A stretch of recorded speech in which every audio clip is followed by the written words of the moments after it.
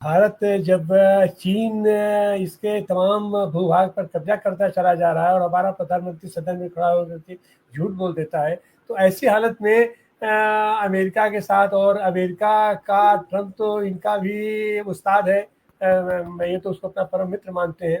खैर, अब हम चलेंगे विजय चावला जी के पास। अब विजय चावला जी, व्यापारिक रूप से, आर्थिक रूप से आप ये ट्रंप के इस कार्यकाल को आप कैसे आकलन करते हैं विजय चावला जी?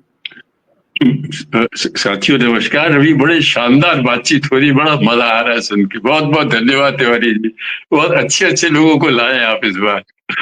साथियों, मैं उसके ऊपर जो तिवारी जी ने कहा उसके ऊपर तो मैं बाद में आऊंगा। पहले एक बुनियादी बात को देख ले। ट्रंप जब पिछली बार चुनकर आए थे तो अमेरिका का जो असली राज है, जिसे डीप स्टेट कहते हैं, डीप स्टेट ट्रंप के बहुत खिलाफ था और उसने लगातार उसके खिलाफ प्रचार किया। न्यूयॉर्क टाइम्स, वॉशिंगटन पोस्ट, ये जितने बड़े बड़े अखबार उसके कंट्रोल हैं, इन्होंने सुबह से शाम तक ट्रंप को गालियां बकते थे। क्यों?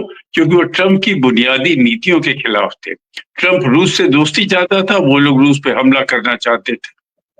इस प्रकार से दोनों के बीच में लगातार क्लैश चला है। दूसरा, ट्रंप का बिल्कुल साफ मानना था कि ये विदेशियों में जाकर जो हम लोग काम कर रहे हैं, इसकी कोई जरूरत नहीं है, हम लोग को अफ्रीका के अंदर ही सुधार करना चाहिए। तो इसको लेकर पूरे 4 साल तक दोनों के अंदर क्लैश रहा। ट्रंप ने, माफ कीजिएगा, अपने पिछले कार्यकाल में एक भी युद्ध शुरू नहीं किया था, एक भी युद्ध शुरू नहीं किया। अब इस बार देखते हैं क्या होता है। पिछली परिस्थिति और आज की परिस्थिति में मतलब कई बातों में बहुत फर्क है। बाइडेन पूरे तौर पे डीप स्टेट के आदमी थे, असली राज के आदमी थे, मिलिट्री इंडस्ट्रियल कॉम्प्लेक्स के आदमी थे। वो लगातार जैसा वो लोग चाहते थे वैसा कहते गए। ओबामा ने भी मिलिट्री स्टेट की बात नहीं मानी थी, लेकिन बाइडेन तो पूरे तौर पे तैयार थे। वो बाद में कहते थे, पहले वो हो जाता था। वो उन्होंने अपने आप को लगभग इजराइल का स्पोक्समैन तक बना डाला था। तो ये जो बाइडेन वाली नीति थी, युद्ध करो, निरंतर युद्ध करने वाली नीति थी ताकि अमेरिकी पूंजीवाद की रक्षा की जा सके, ये जो लगातार नीति थी, क्योंकि टेक्नोलॉजी के स्तर के ऊपर ज्यादातर क्षेत्रों में अमेरिका चीन से पिछड़ चुका है, तो अमेरिका के पास जो हथियारों का जो है वो उसी के आधार पे अपनी सुपरमेसी स्थापित करना चाहता है। तो ये जो काम था बाइडेन के समय में इन्होंने खूब किया।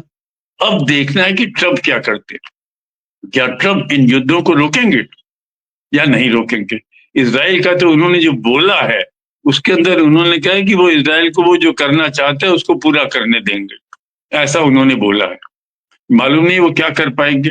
यूक्रेन के युद्ध वो शायद रुकवाने के पक्ष में है, इसको भी हमको देखना है, क्योंकि यूरोप वालों ने कहा है कि आप लगातार, अमेरिका से है कि आप लगातार यूक्रेन का समर्थन करते रहिए, कीव का समर्थन करते रहिए, जेलेंस्की का समर्थन करते रहिए।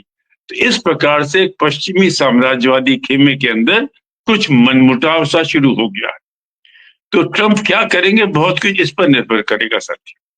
हम लोग आ जाए उनकी आर्थिक नीतियों पे। उन्होंने घोषणा की है कि जितना आयात है उसके ऊपर 20% का कर लगेगा, और मोटर उद्योग में मोटरें जो आयात होंगी उसके ऊपर 200% का टैक्स लगेगा। अब एक्चुअल फैक्ट में कितना जाकर टैक्स लगता है इसको देखने की बात है। भारत का अमेरिका को निर्यात $75 बिलियन है। ये $75 बिलियन भारत का अमेरिका के साथ अच्छा खासा सरप्लस है, और मात्र 2-4 देशों में से एक अमेरिका ही ऐसा है जहां भारत के पास जिसका भारत के साथ व्यवहार में भारत के पक्ष में सरप्लस है। तो अगर ये टैक्स लगता है तो भारत को काफी संकट आएगा, इसमें कहीं कोई दो राय नहीं। ये मोदी और ट्रंप हाथ मिलाकर रिंगा रिंगा रोजिस कर रहे हैं, इससे इन चीजों पर ज्यादा असर नहीं पड़ता। हाँ, थोड़ा बहुत असर पड़ेगा। जैसे जी कंपनी ने जो हमारे तेजस विमान के लिए जो इंजन देना है और उसके लिए बाइडेन वगैरह ने जो अड़ंगा डाल रखा था, वो अड़ंगा खत्म हो जाएगा, ऐसा लगता है मुझे। इसी प्रकार से ऐसी कुछ छोटी छोटी बातें हैं कि बांग्लादेश की सरकार को इन्होंने उठा के पटक दिया, अमेरिका वाले वहां पर कुछ ईसाई राज बनाने की कोशिश कर रहे हैं। ये सब चीजों के अंदर मुझे लगता है बाइडेन भारत के खिलाफ नहीं जाएंगे। तो ये कुछ छोटी छोटी रियायत उनको छोटी छोटी रियायतें उनको ट्रंप के राज से मिल जाएंगी, लेकिन आर्थिक तौर के ऊपर उसमें तो बहुत साफ कहा है कि हिंदुस्तान जो है वो, क्या उन्होंने शब्द इस्तेमाल किया है, एक बहुत बड़ा बहुत ज्यादा, क्या कहते हैं, टैरिफ किंग है, टैरिफ किंग, हाँ, उसको बोले कि टैरिफ किंग है, ये अपने नहीं आने देता और दूसरी जगह भेजता है। तो वहां पर भारत को निसंदेह संकट होने वाला है। अब इसीलिए आपने गौर किया होगा कि चीन जो अभी तक अमेरिका के दबाव में था और भारत, इन दोनों को लगा कि अब हम लोग को आपस में आज साथ आ जाना चाहिए, तो भारत चीन ने अपने बॉर्डर एग्रीमेंट, चीन ने फौरन रियायत करके उनके साथ बॉर्डर एग्रीमेंट कर लिया। तो अब अमेरिका को जो लग रहा था कि भारत को पूरे तौर पे चीन के खिलाफ खड़ा करेगा, उसके अंदर भी एक फांस आ गई है। तो चीजें आसान नहीं है, भारत के लिए तो बिल्कुल आसान नहीं है। एक जो बात गौर करने की है, साथी ने बड़ा अच्छा कहा, उन्होंने अडानी के बयान को कोट किया, बहुत शानदार।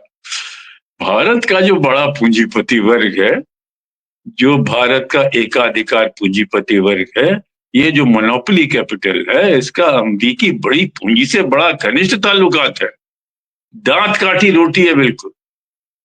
और ट्रंप है वो इस बिग बिजनेस का आदमी है, वो इनको और अधिक रियायतें देने जाए, उसने खुल के अभी से कह दिया। अमेरिका की जनता का क्या होगा, एक साथी ने अच्छा कहा, ये बात अलग है। ट्रंप का बुनियादी मुद्दा ये है कि इनको और अधिक, बिग बिजनेस को और अधिक कंसेशन दिया जाए। मोदी भी इसी प्रकार के व्यक्ति हैं। तो इसलिए ये दोनों जो हैं, अपने अपने जो बिग बिजनेस है, जो बड़ा पूंजीपति है, चाहे मस्क हो, चाहे जुकरबर्ग हो, चाहे और लोग हों, चाहे अपना अंबानी हो, अडानी हो, ये सब का जो गठजोड़ है, ये इन दोनों को चलाएगा और ये लोग दोनों उसके मुताबिक चलेंगे। तो हो सकता है कि इस वजह से, केवल इस वजह से ट्रंप भारत के ऊपर हथौड़ा न मारे, जो चीन के ऊपर मारने की सोच रहा है, हो सकता है। लेकिन भारत को बहुत सावधान रहना है और ये देखना है, इस चीज को देखना है कि भाई हम जो इतनी सारे मैन्युफैक्चर कर रहे हैं इलेक्ट्रॉनिक का, बाकी का, इसके अंदर देसी कंटेंट बढ़ रहा है कि नहीं बढ़ रहा। देसी कंटेंट कई जगहों पर तो घट रहा है, उत्पादन बेशक बढ़ रहा है, देसी कंटेंट घट रहा है। और चीन के साथ तो हम लगातार ऐसे व्यापारिक घाटा बढ़ाते जा रहे हैं जैसे पता नहीं क्या होने जा रहा है। तो साथी ये एक स्थितियां हैं जिसके अंदर देखना है कि क्या होता है। आपने गौर किया होगा, एक चीज और शुरू हो गई है भारत के अंदर कि भाई हम लोगों ने जो RCEP ज्वाइन नहीं किया, रीजनल इकोनॉमिक, ये जो चीन के नेतृत्व वाला दक्षिणी पूर्वी एशिया, ऑस्ट्रेलिया, जापान का ये जो आर्थिक कॉमन मार्केट है, भारत ने जो ज्वाइन नहीं किया, इसके उत्तर भारत को चले जाना चाहिए। ऐसी बातें हो रही हैं और खुल के बोलना शुरू हो गया मंत्रियों द्वारा। कोई बड़ी बात नहीं है कि भारत भी जाकर इसके अंदर शामिल हो जाए। अब शामिल होने से पीयूष गोयल कहते हैं कि भारत और चीन के बीच के अंदर एक फ्री ट्रेड इकोनॉमी हो जाएगी। तो फ्री ट्रेड इकोनॉमी तो लोग मर ही जाएंगे चीन के खिलाफ। तो बहरहाल बड़े एक्साइटिंग टाइम्स हैं, हमको देखना है कि क्या होने जा रहा है। हमको देखना है कि ये लोग क्या करते हैं। आत्मनिर्भर और स्वदेशी वाले जो लोग हैं, इस समय सत्ता में है, रोज सुबह से शाम तक यही बातें बोलते हैं, व्यवहार में क्या करते हैं, हम लोग को इसको देखना है साथी। और हम लोग सबको पैनी नजर से देखना है। तिवारी जी को एक बार और बधाई, पहले 3 वक्ता इतने शानदार बोले कि हमको लगा कि मुझे बोलना ही नहीं चाहिए, उन्हीं की बात सुननी चाहिए। धन्यवाद, आप बहुत बहुत।